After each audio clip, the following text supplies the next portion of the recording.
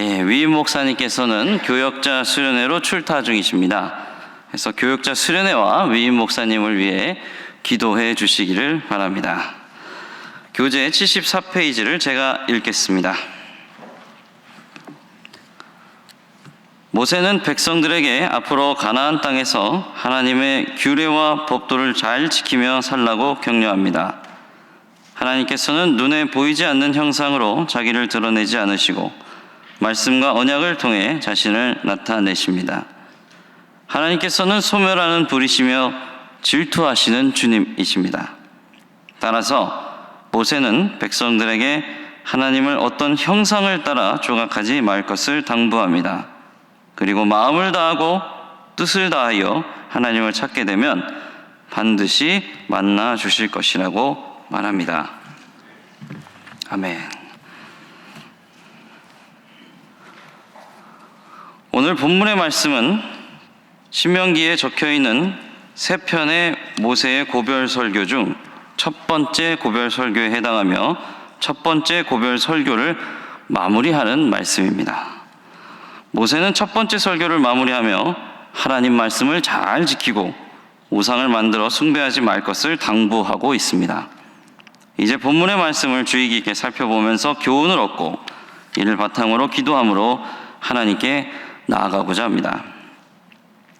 첫 번째 기도 제목은 하나님 말씀을 가감없이 순종하게 하소서입니다. 하나님 말씀을 가감없이 순종하게 하소서입니다. 오늘 본문 말씀에서 모세는 하나님 말씀을 지키되 가감하지 말고 주신 그대로 지키라고 말합니다. 이는 주어진 하나님 말씀에 우리의 생각이나 주관을 집어넣어 왜곡시키지 말고 있는 그대로 순종하라는 말입니다. 어머니의 심부름을 받은 아이를 예로 들어서 설명을 해보겠습니다. 어머니가 저녁에 아버지 돌아오시면 맛있는 된장찌개를 해드리려고 아들에게 심부름을 보냅니다. 심부름을 보내면서 종이에 무엇을 사올지 적어서 아이와 함께 돈을 주어서 보내죠. 종이엔 두부 한 모, 양파 한 개, 애호박 한 개, 된장찌개를 만드는데 필요한 재료가 적혀 있습니다. 만약 아이가 어머니가 시킨 대로 재료를 사오지 않으면 어떻게 될까요? 나는 된장찌개에 두부가 들어가는 게 싫어. 두부는 안 살 거야. 혹은 초콜릿 먹고 싶다고 초콜릿 사고 돈이 모자라 양파를 사오지 않으면 어떻게 될까요? 어머니가 저녁 식사를 만드시는데 엉망이 될 것입니다. 이처럼 하나님 말씀을 지키는 것도 그러합니다.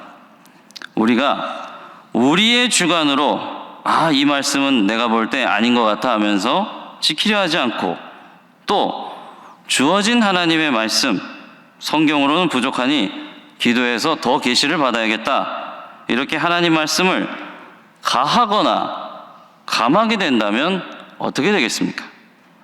분명 그 사람의 신앙생활은 엉망이 될 것입니다.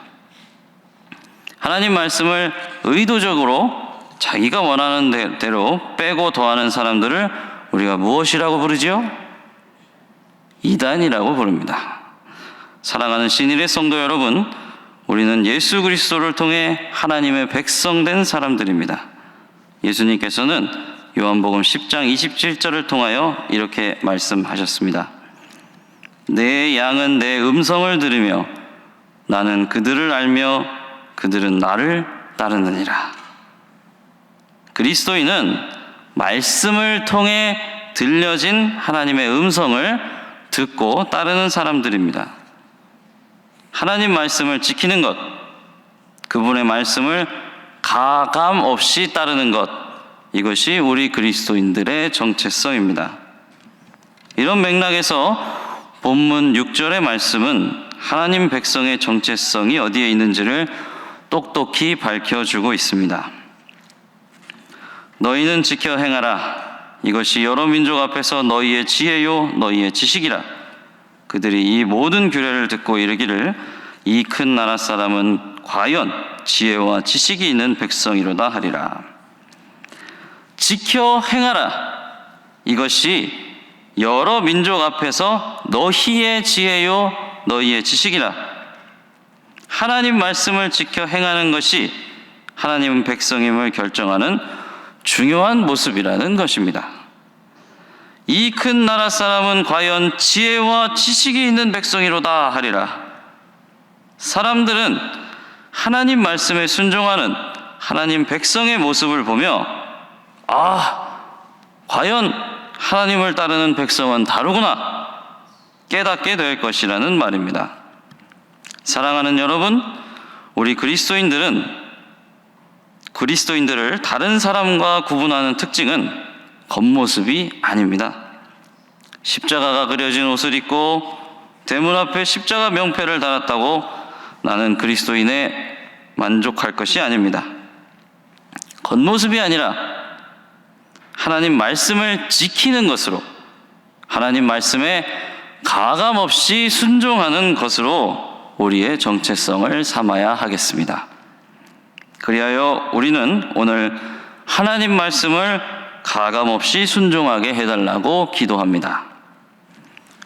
이제 두 번째 기도 제목으로 가겠습니다. 두 번째 기도 제목은 예수님만 따르게 하소서, 예수님만 따르게 하소서입니다.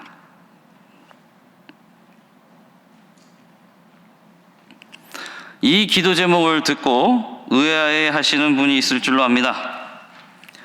아니 목사님, 여기 본문 말씀은 신명기 말씀인데 기도 제목이 어떻게 예수님만 따르게 하소서가 나오죠? 이제 왜 예수님만 따르게 하소서 기도 제목이 나왔는지 설명을 해드리겠습니다. 오늘 본문 말씀에서 모세는 하나님 말씀을 가감없이 지켜 행하라고 말하면서 특별히 어떤 형상을 본떠서 우상을 만들지 말라고 말합니다. 그러면서 하나님께서 어떻게 율법을 주셨는지를 백성들에게 회상시켜 줍니다. 이것이 15절의 말씀입니다. 여호와께서 호렙산 불길 중에서 너희에게 말씀하시던 날에 너희가 어떤 형상도 보지 못하였은즉 너희는 깊이 삼가라. 하나님께서 호렙산, 즉 신의 산에서 언약을 세우시고 율법을 받을 때 어떤 형상도 보지 못했으니 어떤 형상을 본떠 우상을 만들지 말고 숭배하지 말라고 당부합니다. 보이지 않는 하나님을 자기 마음대로 자연의 형상을 본떠 만드는 것, 이것은 앞서 2절에서 말했듯이 하나님의 말씀을 있는 그대로 지키는 것이 아니라 하나님 말씀에 자신의 생각을 더하는 행위입니다. 따라서 우상 숭배라는 것은 하나님 말씀에 다른 것을 더하는 잘못된 행위라는 것이죠. 이 문제가 정말 중요한 문제이기 때문에 모세는 하나님 말씀을 가감없이 지키라고 말하면서 특별히 우상 숭배의 문제를 콕 집어서 다시 말한 것입니다. 그렇다면 우리는 어떠합니까? 우리는 우상을 만들어 섬기고 있지는 않습니까? 우리는 성경에서 말하는 하나님을 잘 믿고 있습니까?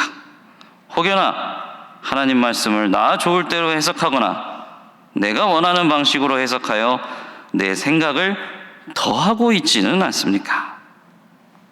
만일 그러하다면 우리는 직접 나무를 깎아 우상을 만들지는 않았지만 이미 우상을 숭배하고 있는 것이나 다름이 없습니다.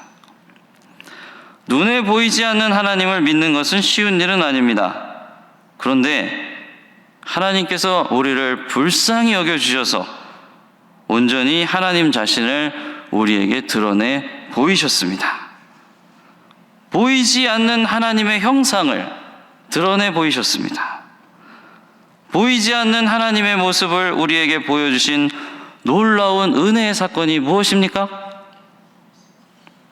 그렇습니다. 바로 예수 그리스도이십니다. 골로새서 1장 15절에서 17절은 이렇게 말하고 있지요. 제가 읽어드리겠습니다.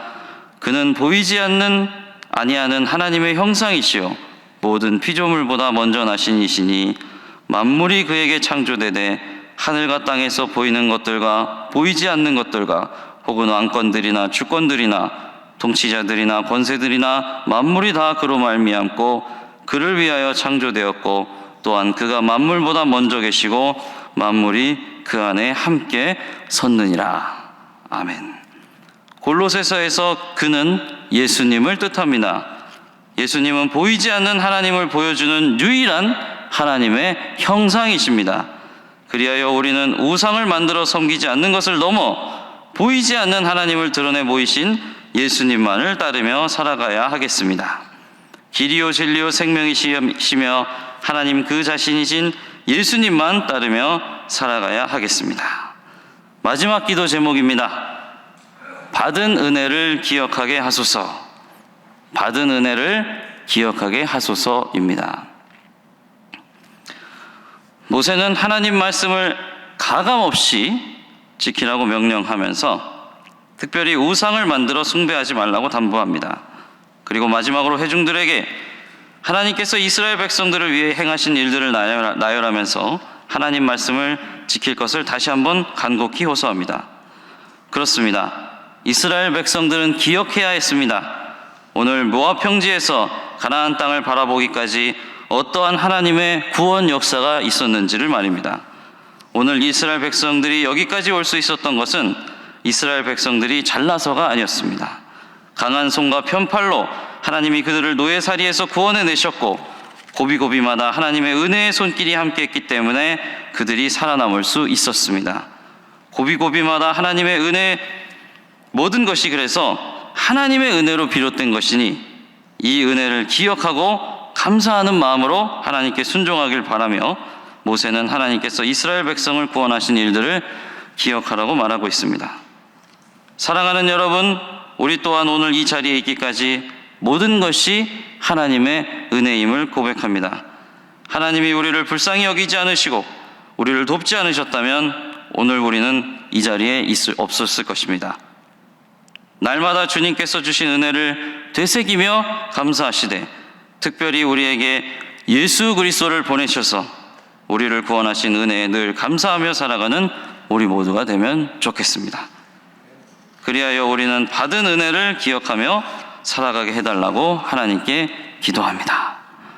지금까지 우리는 모세의 고별 설교 중에 첫 번째 설교의 마지막 내용을 살펴보면서 하나님께서 우리에게 무엇라 말씀하시는지 귀 기울여 보았습니다. 이를 바탕으로 함께 세 가지를 놓고 기도하면 좋겠습니다. 첫 번째 기도 제목은 하나님 말씀을 가감없이 순종하게 하소서입니다. 두 번째 기도 제목은 예수님만 따르게 하소서입니다. 세 번째 기도 제목은 받은 은혜를 기억하게 하소서입니다. 이에 더하여 수련회 중이신 위임 목사님을 위해 기도해 주시기를 바랍니다. 이 기도 제목을 놓고 다 같이 기도하겠습니다. 주여 믿습니다. 주여 믿습니다. 주여 믿습니다.